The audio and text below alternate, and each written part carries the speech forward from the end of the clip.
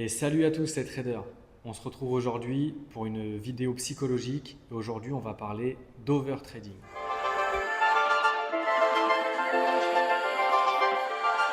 Je vais commencer par une petite introduction. On te répète partout que si tu overtrades, c'est parce que tu manques de discipline, que tu dois être plus strict, plus dur avec toi-même. Mais laisse-moi te dire quelque chose d'important. Si l'overtrading était un problème de discipline, tu ne serais pas en train de regarder cette vidéo. Tant que tu essaieras de régler l'overtrading avec de la volonté, de la motivation ou de la discipline forcée, tu continueras à perdre exactement de la même façon.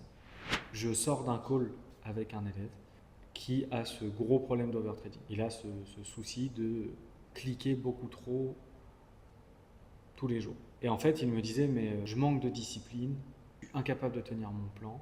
Et je lui dis, non, c'est pas vrai. Parce que si tu manquais de discipline, tu serais quelqu'un qui fuirait les résultats et donc tu fuirais les écrans et donc tu serais pas en train d'essayer de devenir rentable dans le trading. Donc je lui ai posé des questions simples que je vais vous poser à vous aussi. Est-ce que dans votre vie de tous les jours, c'est le chaos? Est-ce que vous êtes incapable de gérer vos papiers? Est-ce que vous êtes incapable de prendre des décisions dans votre vie? Alors si la réponse est oui, effectivement, vous manquez de discipline tout court, pas que pour le trading, mais dans votre vie de toujours. Par contre, si vous êtes quelqu'un de bien organisé, vous prenez votre vie en main, et maintenant vous essayez de devenir rentable sur le trading, et vous avez un problème d'overtrading, ce n'est pas un problème de discipline. L'erreur fondamentale de diagnostic, j'overtrade parce que je manque de discipline. Comme je viens de vous le dire, c'est faux. Si c'était un manque de discipline, tu ferais aussi n'importe quoi dans ta vie, tu serais incapable de suivre des règles simples. Or, la plupart des traders qui overtrade sont organisés, travailleurs, obsédés par la performance. C'est là que le bas blesse. Obsédés par la performance. On reviendra dessus après. Donc, le problème est ailleurs. L'overtrading est une réponse à un vide émotionnel. Ne pas trader crée silence, attente, incertitude. Pour beaucoup de cerveaux, le vide est égal au danger. Trader devient alors une occupation émotionnelle, une manière d'exister dans le marché, une fuite de l'ennui et de l'attente. Tu ne trades pas pour gagner, tu trades pour ne pas ressentir le vide. Ça, c'est un point essentiel. Aucun cerveau au monde est capable de s'ennuyer comme ça, sans rien faire. Et le trading, c'est clairement ça. C'est clairement regarder un écran, ne pas comprendre ce qui s'y passe forcément, sans rien faire. Pour contrer cet ennui, ce sentiment d'impuissance, eh bien votre cerveau va vous créer des faux setups, va vous créer des fausses manipulations. Il va vous manipuler clairement, il va vous dire ok, là je sais ce que je dois faire, là je dois cliquer. Alors que si vous lisiez votre plan de trading qui est censé être clair, net et précis, il n'y avait aucune raison de cliquer. Et ça, c'est dû à un besoin de contrôle. Le marché, il est incertain, chaotique et incontrôlable. Effectivement, ça nous est déjà tous arrivé. On est en train de lire le price, il est clinique. On sait qu'on va rentrer en position à la clôture d'une bougie. On commence à rentrer, on attend. On n'est jamais sûr que ça va aller TP, mais on est sur un trade 5 étoiles. Les mathématiques font qu'on a de fortes chances que celui-ci, il fonctionne. Et là, une bougie qui vient de n'importe où vient nous stop loss alors que cette bougie n'a rien à faire ici. Ouais, c'est la vérité du marché. Le marché, il est comme ça. Mais le cerveau déteste ça. Alors il crée une illusion. Si je suis actif, je contrôle. Entrer en position donne une sensation de pouvoir, une impression de maîtrise, un soulagement temporaire.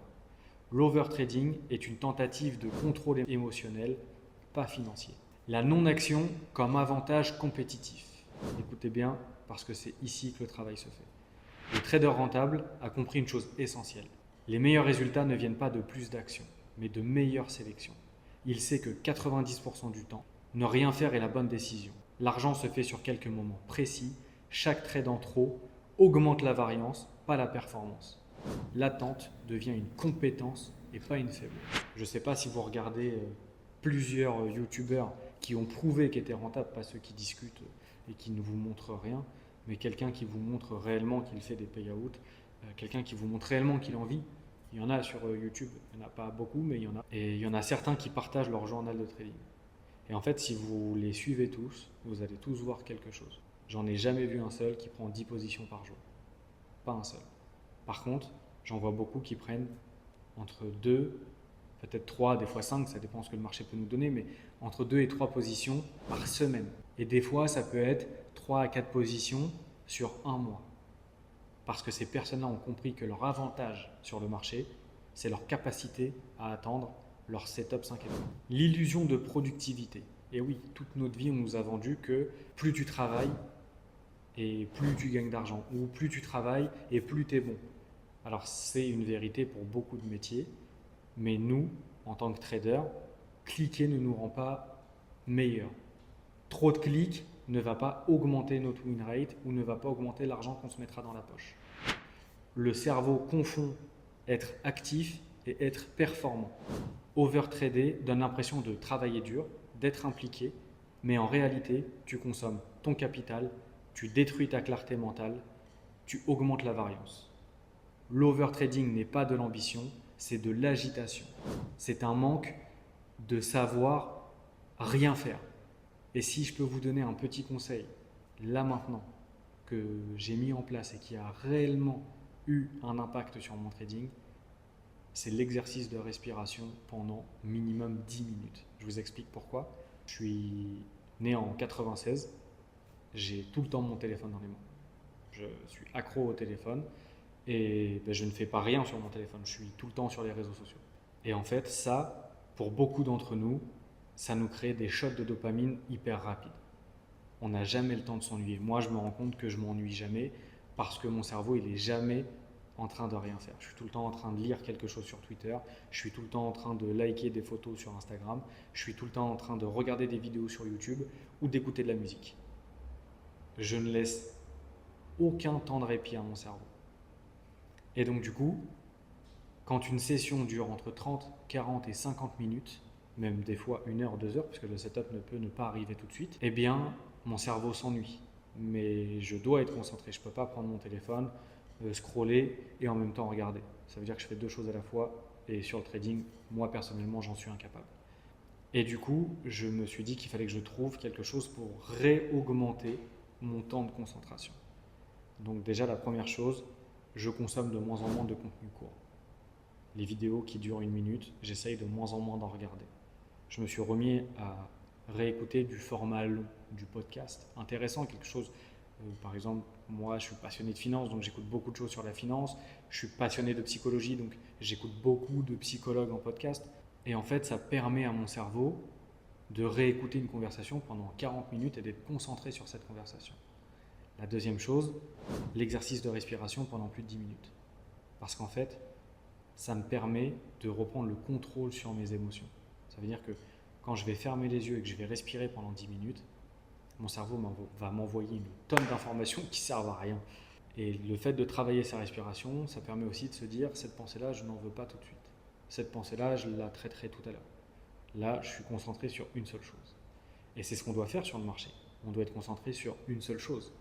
Et la petite pensée qui arrive en disant, il faut que je traite tout de suite, il ne faut pas que je le rate celui-ci, on la met de côté, on la traitera après. On discutera de nos pensées après, puisqu'on fera un bilan de cette session. Moi, je fais des bilans après chaque session. Parce que dans mon journal de trading, c'est pas parce que je n'ai pas mis de trade, parce que quand je remplis mon journal de trading, même si j'ai pas tradé, je remplis. Je remplis mes émotions, je remplis qu'est-ce qui s'est passé. Et comme ça, en fait, ça me fait de la data sur tout. Sur chaque session de trading.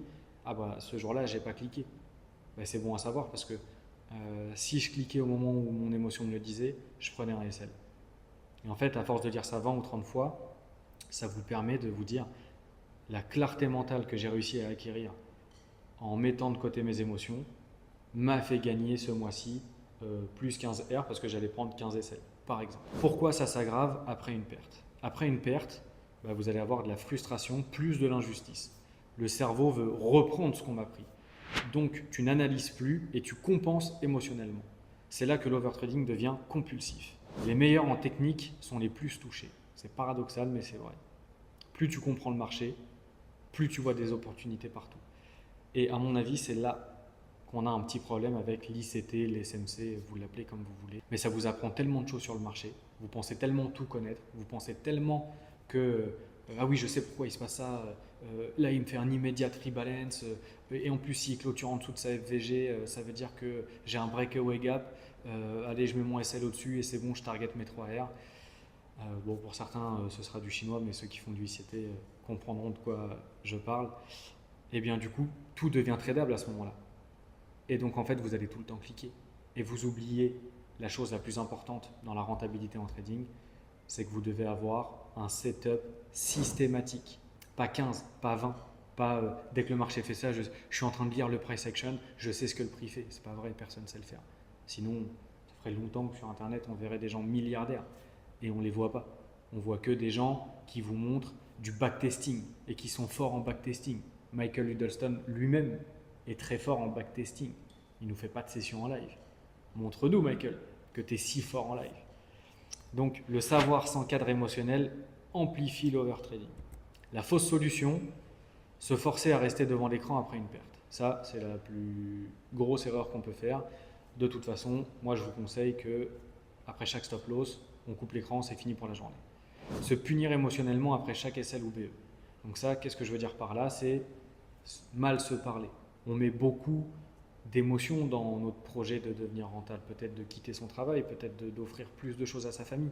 Et en fait, tout de suite, parce qu'on va prendre un SL à l'instant T, on va remettre tout notre projet à mal. On va se dire qu'on n'est pas fait pour ça. Mais non, en fait, le résultat de ce trade-là, on s'en fiche. C'est sur 100 trades qu'on prend la décision de savoir si on est bon ou pas. Et à l'inverse, on va aussi s'interdire d'analyser. C'est-à-dire que la session du lendemain, vous allez essayer de rester le plus simple possible. Et non, non, j'analyse pas parce qu'hier j'ai trop analysé. Mais non, en fait, il faut juste trouver le juste milieu. Parce que sinon, ça crée de la frustration, de la tension et plus tard une explosion. Donc la vraie solution, ça va être de séparer la présence du marché, la présence que vous allez mettre, le temps de présence que vous allez mettre sur le marché, à l'action sur le marché. Tu peux observer des setups, tu peux annoter toutes tes confluences, tu peux attendre le moment idéal sans forcément prendre de trade. Ça, c'est un vrai exercice. Je vous le donne, je vous l'offre, c'est pour vous, c'est gratuit aujourd'hui. Grand seigneur, je vous fais un cadeau. C'est un des meilleurs exercices qu'on peut donner à un élève qui est en train d'apprendre à arrêter d'overtrader. Ça va être de faire sa journée de trading normale, donc d'aller analyser, d'aller attendre son setup, de mettre son calque sur TradingView, donc de placer son trade, son TP, son SL. Et au moment où l'émotion est le plus forte et au moment où vous voulez cliquer, vous vous l'interdisez. C'est pas aujourd'hui, je ne traderai pas aujourd'hui. Et pourtant, c'est un setup 5 étoiles. Eh bien, c'est là qu'on travaille. C'est en interdisant à son cerveau de cliquer sur des bons setups. Ça veut dire que ça sera plus facile d'après de comprendre que vous ne traderez pas sur les mauvais setups. Mais en fait, c'est à vous de reprendre le dessus. C'est à vous de dire, aujourd'hui, peu importe ce que mon cerveau me dit, je ne clique pas.